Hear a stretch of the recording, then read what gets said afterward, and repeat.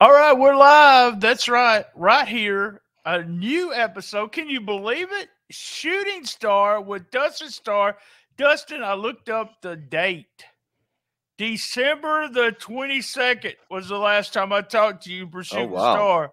It's been 5 months, and you messaged me yesterday. You said, hey, we got to do a Shooting Star. It's all episodes, Memphis in May. So we got to do one. This is for the Patreon, and then it comes on the main feed next month as a leftover of Memphis, as the Memphis May shows. And you are also going to put it. So if you're part of the app, you're going to put a condensed version up on the Plus app, right? MemphisWrestlingPlus.com. Oh, That's right. yeah. We're going to put a condensed version up there, and so everyone gets to see it.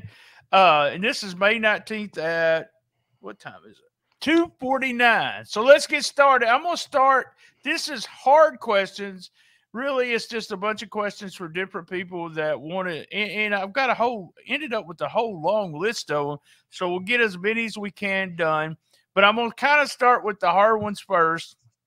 Well, I kind of knew it was ready for one because it's been almost 6 months since we talked and done one of these. And then also on our live chat every Saturday on the show on YouTube, there's a ton of questions.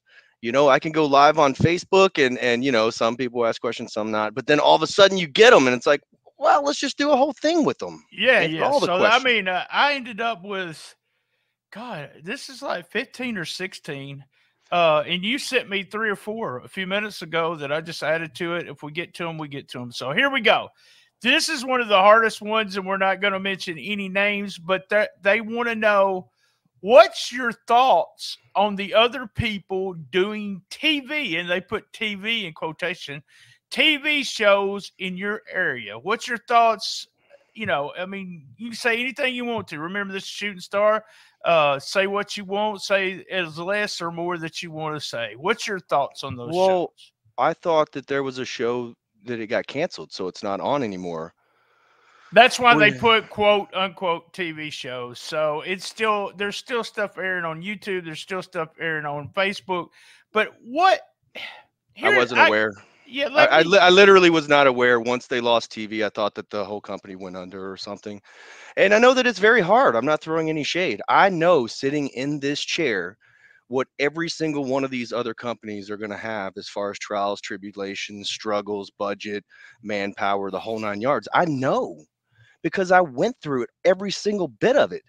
The VCA group that's on now, I guess on CW30, stay to themselves. They keep to themselves. They don't, as far as I know, I don't hear any buzzing or chirping or anything from them. There's no reason to. So that's all good. The other companies that like to chirp and buzz, they could do whatever they want because we're going to keep doing what we're doing and we're going to keep beating every one of them at whatever it is that they're competing with us against.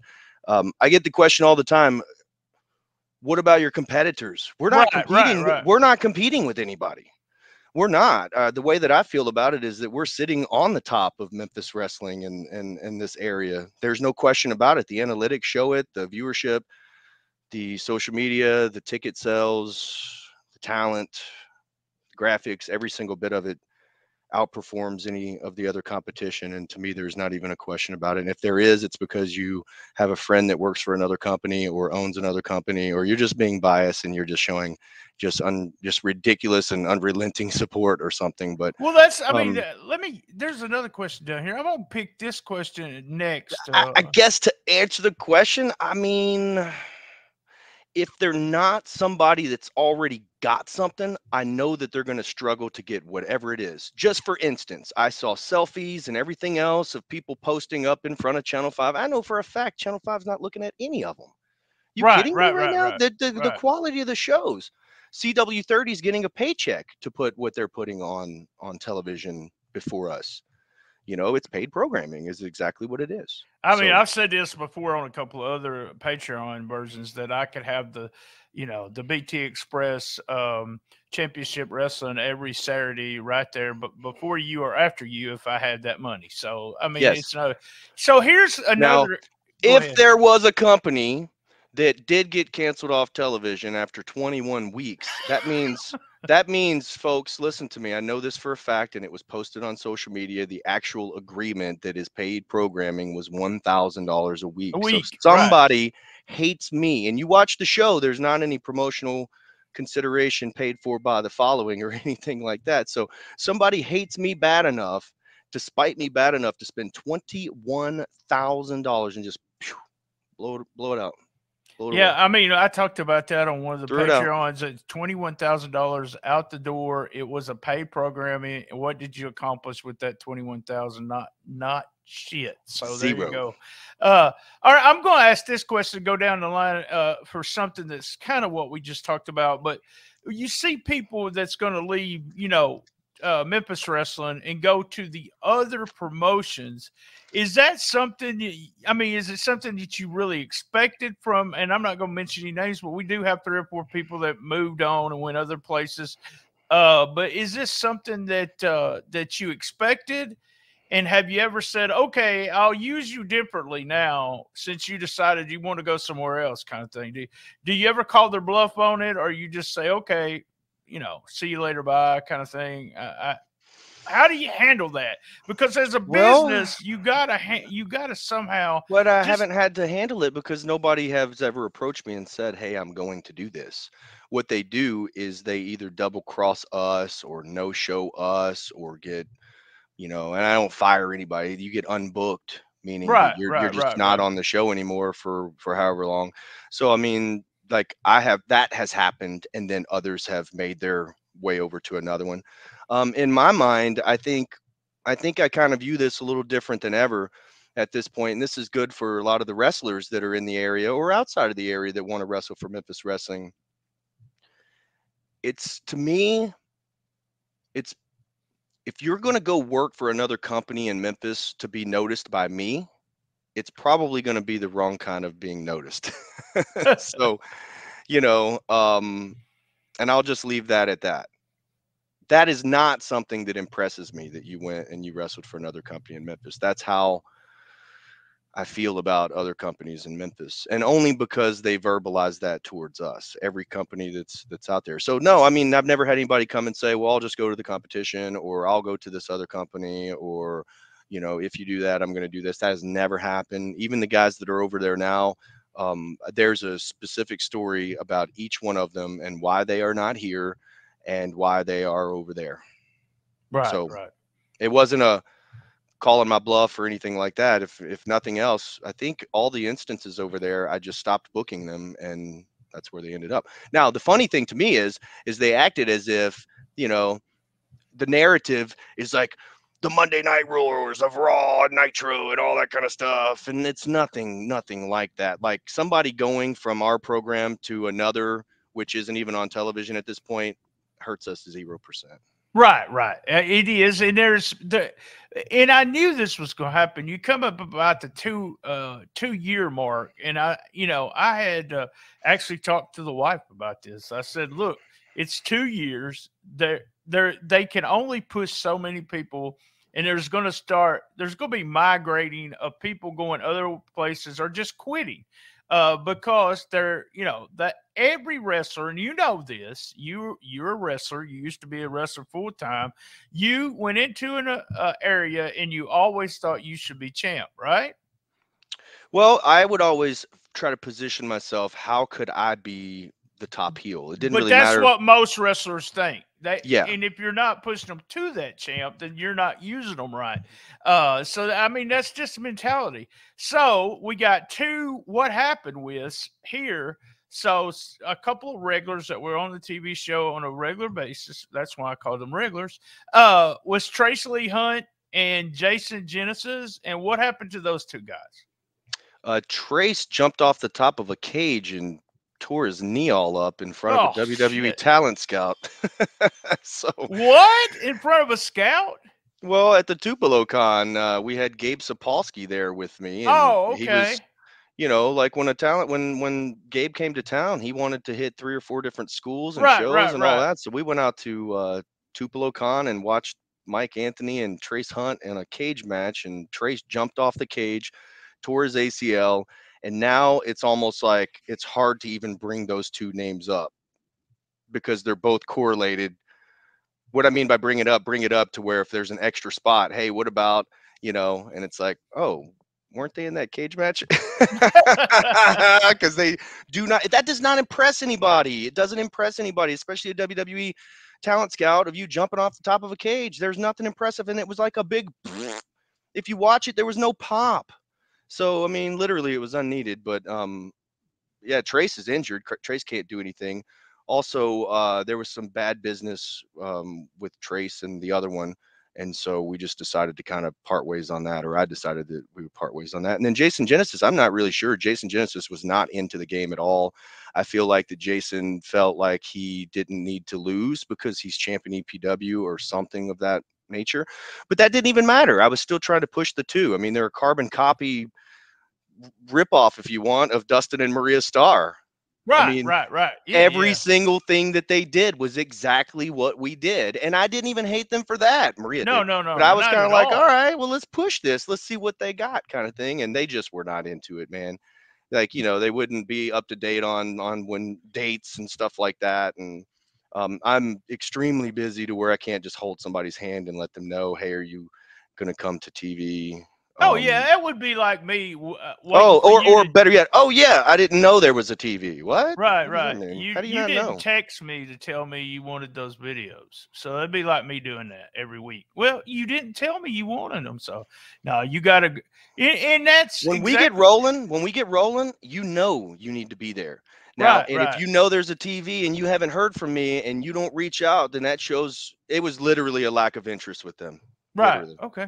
Yeah, I mean, and it's. I mean, it goes back to what we talked about. You said something about the EPW title, but you also talk about. Here's what happens: is a guy will be a champion or a big dog at one small promotion, and then they get on television and they think they should be the big dog there, and it's a lot more. There's bigger dogs, There are okay? bigger dogs, and it's what I always tried to do. And in my last several years of wrestling, I very rarely won a match. Right? We always slipped on a banana peel. It was always some sort of something to get the other guy over or whatever, and it never even mattered. And so I don't know. I don't know why there's this thing about winning and losing. To me, it's all about the story. For Austin Lane, for instance, he lost 2 matches back to back. He tapped out and got pinned clean by a rookie. And now he's the hottest freaking heel because we brought him right back and did something cool. So I don't think some of our guys and gals understand in the business to where the reason that you get put over so much is because now let's help pull somebody else up with you, whether it's heat or whether it's going over or whatever the case may be. You all have to lift each other up, and that's the whole reason Oh, for a it is. push. It's Whole reason for a exactly. push. But people, So here's the deal. Also, and let me just give them a little bit of because 2 years of television. This is something brand new for everybody. You're not used to being on television, building yourself up. And I think this is one of those things in 5 years when you're still on TV. Some of the guys that started year 2, year 3 is going to start understanding it's a process. You got a guy like Austin Lane whose job right now mainly was just putting like I said, he don't have to get over anymore. It's time to put other people over, and that's what you got to do. Uh, but yeah, I love the process of what you've done with Austin. And Austin and I talked about that on the Best of Best podcast. We've been booking this whole angle for for yeah, 6 to 8 months. I we just, have. I really, him saying I would really, and him being honest. Here's the thing about that angle that's so good is there's some honesty in it in the sense that he thinks he has that run, that last give that give that Excuse me. last run to me, Dustin. Come on, give that. It is part of the He's storyline, in but it. it's also real. It's Has real. nothing to do with championship belts, Nope. has nothing to do with win-loss records. It has everything to do with a story that's got heat. Now we've introduced Nikki Lane back into the fold. What's going to happen? Are they going to be punished? What does the championship committee think? There's so many different ways that you can go with this thing. And back to the whole point of this is he lost 2 matches. Brutal. And to me it was like I wanted to show that heartache of him losing to the younger guy. And surprisingly so, like the Wrestle Center was shocked. And then to Right, do it right. again, the Wrestle Center just knew. They just knew that Austin was going to have to pull this victory out. and he didn't get it again. What's going to happen next, type of thing. So it's all about the storytelling. It has nothing to do with winning and losing. Right. Very well done. And we're not going to say anything about tomorrow's show because there may be people listening to this that listen to it tonight that has not. It is It's really good. freaking awesome. And what stuck with Austin Lane is good too. It was like a snippet, but I really like what happened. It become a hit of mine. So, all right. So someone wrote in. A lot of these people didn't want their names, so I'm not That's using any cool. names. I love the stories of Boogeyman and Scotty Too Hottie on other episodes of Shooting Star. Wow. Anybody recently give you hell Excuse me. because they were a superstar? Have you had any more run-ins with some superstars? Man, I am thinking. No, I think like we had PCO come recently. You'll see him coming up. Um, he talked to Tommy Dreamer. They both worked together in Impact Wrestling. They had never worked together, in the capacity that they do coming up, without giving too Yeah, much don't away. give. So Yeah, yeah. they were both very excited about that. And so Tommy actually talked to PCO beforehand. So they had some makeup and 20 or 30 minutes worth of prep beforehand. And so they let PCO Tommy let PCO know, so they got ready before they got to the arena and got there. So no, there wasn't an issue. Like, I'm just saying something that could have been an issue. Like somebody like Tommy Dreamer is talking good for us. Uh, oh my gosh, he's talking so good for us. Big thank you to Tommy Dreamer. Um, there, but honestly, no. I think Bushwhacker Luke is very forgetful. So there were a couple of things that we discussed and we texted. And at one point, he was like, "Hey, mate, I'm gonna call my wife." And I'm like, "Okay, well, what are you calling your wife for?" "Well, she's got all my notes." I'm like, "Okay, cool." So it wasn't anything that was like an issue, but there were a couple things that were just very forgetful, of some details, but we're all ironed out. But no, we have not had anything quite like Boogeyman or Scotty Too Hottie. And I'm thinking, I know that somebody's going to listen to this and text me and say, "Well, what about this or what about that?" Well, But yeah, yeah. I'm going to think while you're going to the next question just to Okay, the see. next question is kind of, I'm going to run down this list because it kind of deals with stars and superstars. Have you Okay. ever had a star that you brought in that asked for something special? So here's the deal: was as part of their deal, they give the example, and I remember in Jonesboro when they did this. Hank Williams Jr. was always famous for asking for whiskey. Oh, Even in dry counties like this here in Jonesboro, he wanted X amount of bottles, this, that. And have you had one of these guys come in and say, "This is what I want, have it sitting here"? Anybody specific that comes to mind with, and it doesn't have to be bad. It's just a fun thing for backstage wise. well, the boogeyman, of course, I didn't know I was responsible for getting the worms. So he had a certain type of worm, a certain amount of worms, pounds or whatever. And believe it or not, I called up at Bass Pro, the pyramid, and I asked them about it. And they said, "Yeah, there's a big fishing tournament going on this weekend and they're on their way to get them." And I'm like, "Oh no, I need this many." And they're like, "Well, we'll try to save them for you." But they're so, like, literally, I'm rushing down in my car to the pyramid to go in and get these specific worms. I'd have to look up to see exactly what they were, but it was a specific type of worm. And then he had to have so many of them, and then he would have to clean them a certain way and all this stuff. And I'm like, "Well, don't you bring that with you?" He's like, "How am I going to bring that on the airplane?" And I never thought of that. Never thought. Boogeyman, I No, never you're thought of right. that. Yeah. That one, I know that Lance Archer, when he was on his way in, he had a late night and then an early flight coming to Memphis, and so he said he might be a, kind of an angry monster. And I said, "Okay, well, thanks for the warning," or something. So I sent one of my buddies, and he had the company card or whatever, and he just went and spent $75 on snacks and a pillow and all kinds of stuff for Lance Archer. So when he pulled up, he had a whole bunch of food. And then, of course, Lance goes, "Oh man, thanks. Is there a Waffle House around here?" So then they had to stop and eat Waffle House. He had like 12 eggs. The cook was like, "You better be a big old boy to be ordering that many eggs," and turned around and saw him. There's a whole story. You'd have to talk to Jason Womack. He's one of the Jimmy Blaylock's Secret Service, one of my best friends in the entire world. So he picked some of the guys up. Big Daddy picked some of the guys up. Um, but yeah, Peter Avalon was very tired, so we stopped and got him a pillow. I think Jason got him a pillow so he could lay his head down somewhere. Um, Cowboy James Storm, when he was in, we made sure we had some beer. I later found out that I think he stopped drinking beer. Oh So, no. so it's just a work. He's drinking a working beer. Um, that's about it. I don't think anybody's requested just green jelly beans or anything like that. He's But like crazy like that. Yeah, it's yeah, always and also, I let the guys know too. Hey, we're gonna have somebody pick you up. We're gonna have somebody take you back.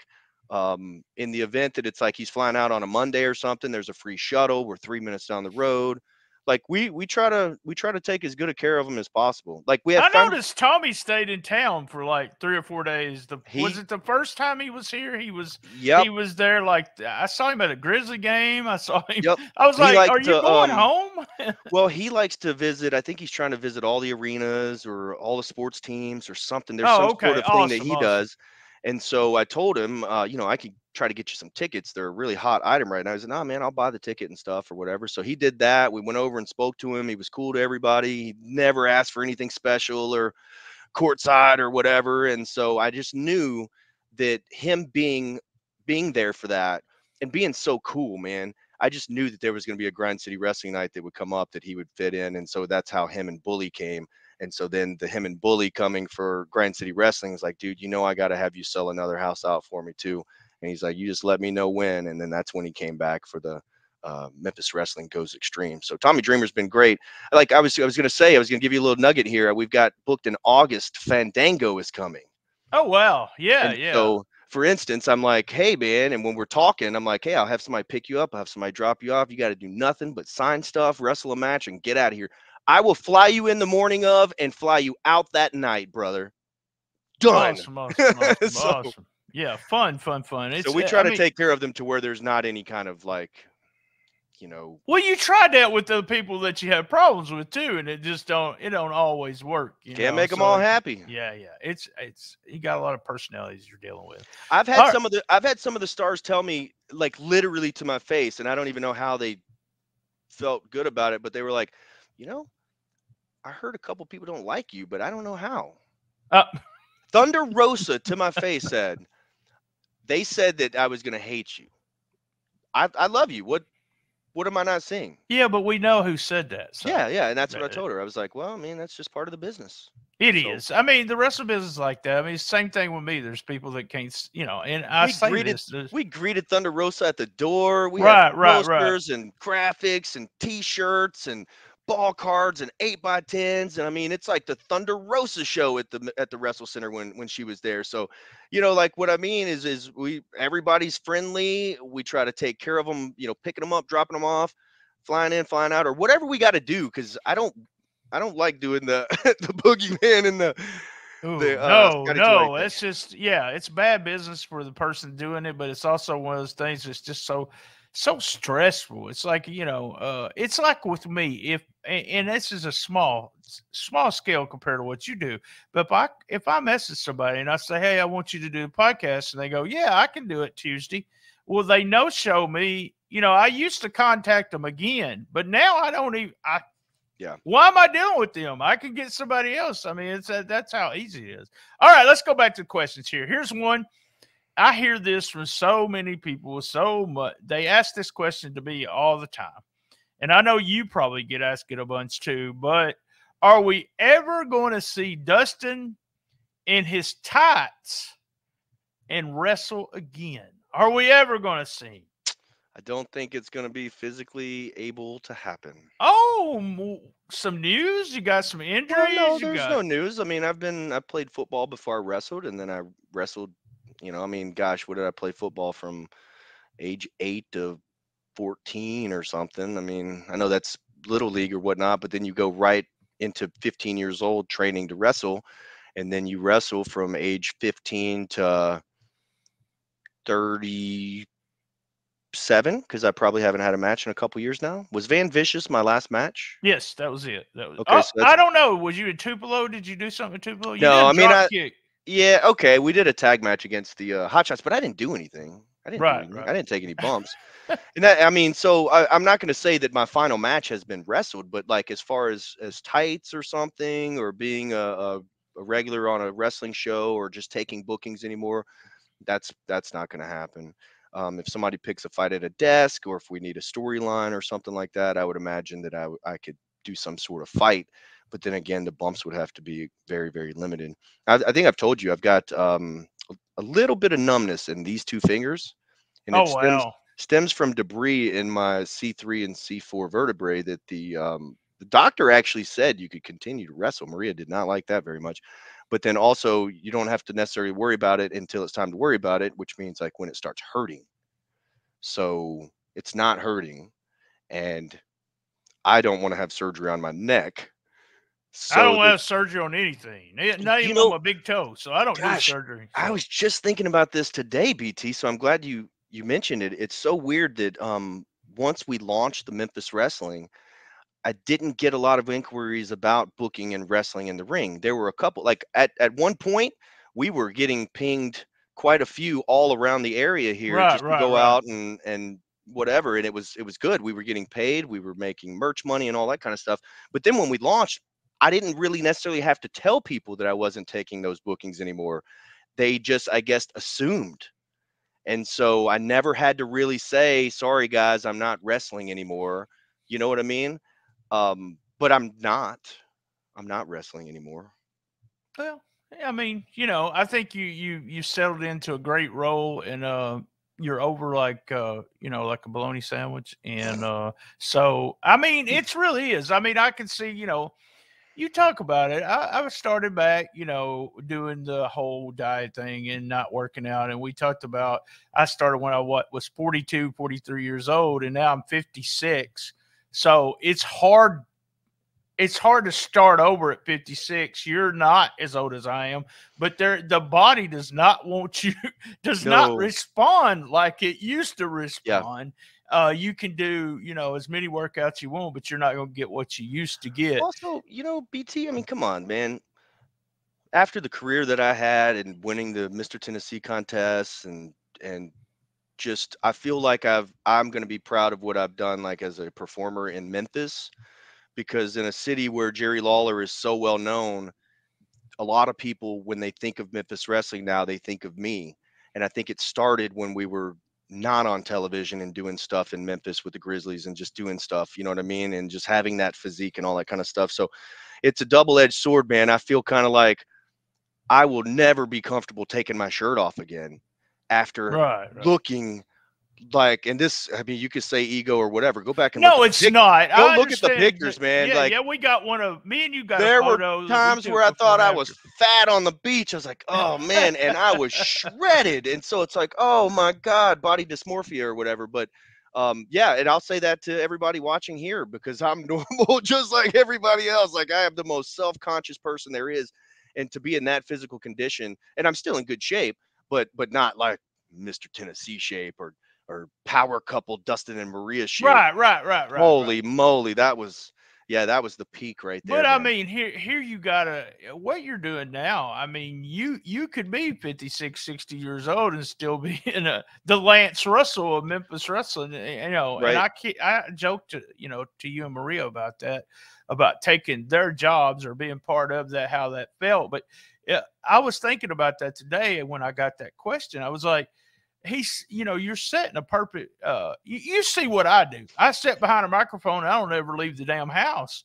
And I was on the road. I did a lot of shows. And that's not something I want to do I anymore. feel like So I've I'm had a still, pretty good transition from like doing what you're I think saying, like so. doing, and then to getting into and I think emceeing for the Redbirds and It the did. All Grizzlies. that helped. And Yes, I'll yes, tell you, yes. like co-hosting, I just saw Yvette Whiteside at Horseshoe Casino last week at the Caesars Founders Awards. I was hosting and she works there. She was the morning show host of Local Memphis Live. Her and Lauren Raymer, Yvette Whiteside and Lauren Raymer put me on television in a news capacity for a Fitness Friday, and then invited me back to be a co-host and a guest host, then invited Maria in to do it. So Yvette Whiteside was one of the very first ones, her and Lauren, to put me on television on Local Memphis Live on ABC 24. And you know what it all happened from there, then guest hosting and then getting opportunity to host live with Maria and all that stuff. So that really helped because the perception was like, whoa, they're on ABC 24 hosting a morning show. That's awesome. And then you kind of forget about the wrestling. So then it's not really about the bumps. And so that kind of helped me segue into not ever having to say, hey guys, I'm done wrestling, or, Right. and I'm Yeah. never going to have that official retirement or anything. Cause I mean, the way the style of Memphis wrestling is, Derek King, the Posse, Austin Lane, all the older guys on the show, they could wrestle probably another 5 or 10 years. There's not a lot of excruciating bumps. We know that they're not going to get signed to a big WrestleMania contract or anything. It's not because they don't have the talent. It's because of their age. WWE, you know what I'm saying? Right, So, like, right. The they only can way they do would do one. is, but Yeah, they in could another. wrestle for Memphis forever almost, within reason. That's what I was going to say. Yeah, not 70 years old. So there we go. No, not 70. All right. This goes right along with what we were talking. Someone sent in this question. This is a fun question. How do I get a wrestling wife? Wrestling wife. And they put in parentheses, as in someone that really likes wrestling and goes along with everything you do, like Maria does. I'll just go by what they Oh, said. yeah. So she's gonna hate that. She's gonna hate that. Yeah, How do you get a no. wrestling wife and keep her? How about that? How you get a No. wrestling wife and keep her, Dustin? Oh my gosh. Maria does not like wrestling like you guys think she likes wrestling. She has K-Babe, come Yeah, no. on. She likes Memphis wrestling. She likes our product and stuff, and she likes giving me hell at the desk. And I can't edit her. I can't produce her. I don't even have to hear much from her until there's something, because she thinks I do a good job, until she feels like there's something that like there's something that's dumb or whatever, Right. or if you're out till 1 a.m. and she's like, well, did you guys make any money? And you're like, well, we broke even. What? Like, how does Right, this even happen? Uh, right. but no, there was a time where we were using wrestling money to go on vacation, and so that was a good reason That for her helped to it want to go out, do those yeah. shows. Also, talking Maria into the fact that she's way more popular than me. Sell this merch, girl. You know what I'm saying? When we Yeah. were at the ring and all that kind of stuff. Um, I think she's a very important part of the show, though, because it's what people, I think initially people supported what we were doing because they liked me and Maria. And then, of course, all the other wrestling fans piled onto it. But, that's kind of where it was all packed together, was me And and Maria. I'll say this about her, and there's a couple of things I was totally wrong about Memphis wrestling, and in 2 years I can say, they did this, they did that, they knew more about what they were doing. But one of them was Maria. In the very first couple of shows I heard her, I was at first, before I got to listen, I said, Dustin's only putting her on because that's his wife, and Yep. nudge, and Yep. but I liked her. I was like, oh my god, this is a total different view of professional wrestling. She made you believe the stuff she said, and she would just say anything.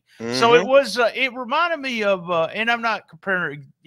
Don't anyone give me hell for this, but it was Ventura, the way Jesse came on and just said what he wanted to Yep. say, and you believed him because he was telling what he really believed. So that's what I like about Maria. I always like it when she joins. I'm a huge fan of Terrence Ward. I love the trio that's on tomorrow. I wish y'all could have that all the time. But Terrence is just such an asset to Memphis wrestling, and Yep. and he does, he's spruced up the show. I tell everybody, they're like, where do I start at? I don't want to watch. And I always say, go to 100, 101, and just yeah. keep going up. And man, that's some good wrestling. If you start at the Whoop That Trick episode where Super Grizz and Al Capone are there, right. That's a good starting point as well, because it introduces the new graphics, it introduces the new song, and it tells you why we have the song and why it's there. Right. And I think the new logo launched with Al Capone. So the circle with the stars and everything. Right. I think you're right. Yeah, that Excuse week me. that Is there kind a of did mute? that. All right, we got a guy, Clive. He had a few questions, and I've grabbed a couple of them out. Now make sure I pronounce her name right. Go ahead. You pronounce it. Shalance Shalance is Royale. the OVW Women's Champion, and are we going to see her come back to Memphis? And he wanted to know your thoughts on her being the OVW Women's Champ for over 200 days. Yes, Shalance Royale is extremely talented. She's actually a very, very good singer, even though we try to put it over in a heel way on television. She is fantastic. I think she was an opera singer. She has had some interest from both AEW and WWE. I don't know if I'm supposed to say this out loud, but I think WWE wanted to hire her as a referee. And Oh so wow! since I was hired as a referee, when I heard that, I had the conversation with her about that. And so I think she's in a very, very good spot here. She wants to wrestle instead of being a referee or whatnot. And since we had that conversation, she's been killing it. So OVW is one of the top independent wrestling promotions out there. She's the champion, I think, for over 200 days. I'd love to have her come back to Memphis, and I'm sure she will. But the issue with having somebody like an OVW champion come in is, does that television program want that championship belt and that brand on our television program? Also, do you want you don't want your champion losing? Ain't Well, we would. nothing against y'all, but they Yeah, don't. Yeah, yeah. we wouldn't do a champion versus champion, because then Right, right. you'd have to have some sort of schmaz, because they're not going to want their champion to get beat, and we're sure as hell not going to want our champion to get beat in Memphis. Also, another thing that you have to take into consideration, Clive, is that we have Derby City Wrestling in Louisville, and that's a and again, like I say, we're not competing with anybody, but if you were looking at it in a competitive stance, I'm pretty sure OVW would not want their champion wrestling for a company that's affiliated with Derby City Wrestling that might be a competitor in the Louisville market. So there's this whole spider web of all these politics that nobody knows about, but Shalance is always welcome in Memphis wrestling. Right on, right on. And he mentioned something about a tournament, and we kind of, me and you talked back and forth about this. So I changed the question, and I hope he doesn't mind. What, and you can name it something else, but what about the idea of having a Cobra Cup or a tournament of some sort to award a Cobra Cup to the ladies? I think that's what he was asking, is Yeah. a trophy of some kind, just like the Yep. men have. And so, of course, Big Trouble Ben Bishop, he has the Cobra Cup. We'll see when he's going to cash that in, but that's a good thing. So when I saw Clive's question, I'm glad you brought that up, because I was going to ask, is it still a Cobra Cup? Because Money in the Bank is still Money in the Bank, even though it's for the women. Or is there a figure, a woman perhaps, that signifies the history, similar to a king cobra, that we can name the cup after? Who do you think of the first time when you think of Memphis wrestling? What, you know, I want to tell you who I think of real I quick. already got it. Miss Miss Texas. Texas, absolutely. And I do. don't think I haven't tried to get Miss Texas in Memphis wrestling. I'd want, man, Miss Texas is one bad woman. I Yeah, love her. Ask Brandon Baxter about Miss Texas. She whipped Oh, his I ass a bet. couple of times. Oh yeah, but yeah, I think of Miss Texas. Also, the Cobra Cup signifies Black History Month. We do it in the month of February. King Cobra, first ever African American world champion in Memphis. So there's a lot of meaning around the Cobra Cup. I think Miss Texas would be a very good person to, I guess, Great idea. Great idea. And immortalize in the Cobra Cup or you whatever. never know. You never know when it's going to happen. I love that part of it. And like you said, it's the Money in the Bank kind of gimmick, but we're I really we're like it though. booking so far ahead now. I mean, like at this point, when, let's say, a fair or a festival says, "Ah, man, we're not going to be able to get you this year, but we're definitely going to get you next year." I don't go, "Oh man," like, I know we're going to be here next year. You know what I'm saying? Right, right, right, We right. will see you next year, Yeah, and yeah. I mean, that's how we're going to grow. And I think others don't feel like that. So when I say, like, we don't have a Cobra Cup for the women, gosh, we've got so many years ahead of us that we got to have something to tell later. right, right, right. Well, I mean, you know, I talked, and I haven't been, I didn't say who I talked to for a while. And then I actually mentioned when I talked to little Chris, the last time I was there, he was like, I was like, I love the booking, blah, blah, blah. And he says, we book toward, you know, like 3 weeks, 6 weeks, 12 weeks, 15 weeks. What do we want to accomplish in our storyline? And I told somebody that after I left there, I said, there's very WWE maybe books a lot like that, but AEW doesn't even book the way you guys do. Mhm. Why do you think And do you ever? I've asked you this before, but do you ever get mixed up of what the hell's going on and what week it is and stuff like that? Not often, not often. Yeah. I do remember Brad cut me real good on commentary, and I never even put him over for it. But I said, "You were out here and did this last week," and he's like, "Dustin, that was 2 weeks ago, but whatever," or something like that. He shut me down so hard, and I was like, "Son of a bitch, he's right." Like, dang, because I got it. I do not have a script in front of me. I do not have a voiceover PA thing that I send over to Terrence to do our PAs or our voiceovers or whatever. Like, I don't have any notes. I just know that in 3 weeks this show airs, and then we know. All right, so this instant replay. I don't even have the instant replays In planned. my mind, you have I this just know board. them. You have a murder board, with the weeks, and you're like, you're putting a pin here. We put a pin here, and this. I mean, I get.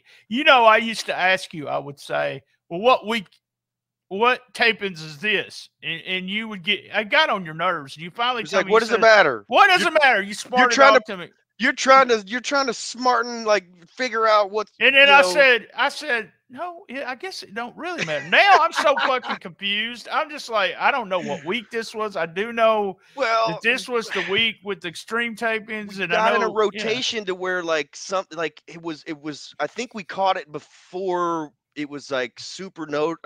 It wasn't even really noticeable.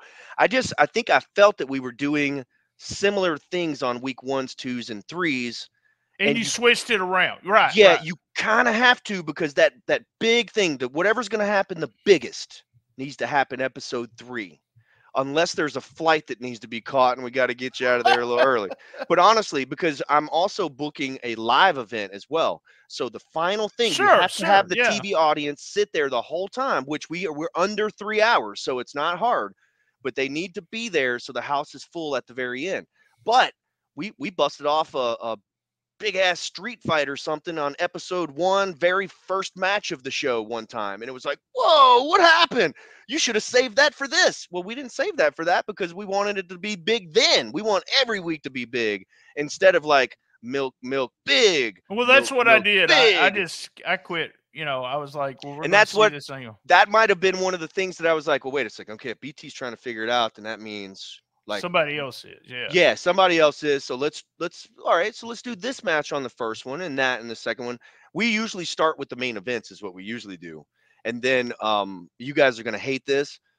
And in no way am I comparing myself to Vince McMahon, money wise, or blah blah blah blah blah. Right? I am not. I am sitting in my house that I don't even have a cool setup in the back here. Right? Okay. So, um, but when we put the show together, I'm going back through and rewriting, because I'm repositioning. I'm not necessarily rewriting the stories, but I'm repositioning where everything needs to be. Because to me, the